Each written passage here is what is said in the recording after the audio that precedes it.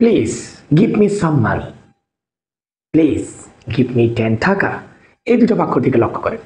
এখানে একবার বলা হয়েছে প্লিজ গিভ মি সাম মানি, আবার বলা হয়েছে প্লিজ গিভ মি 10 টাকা।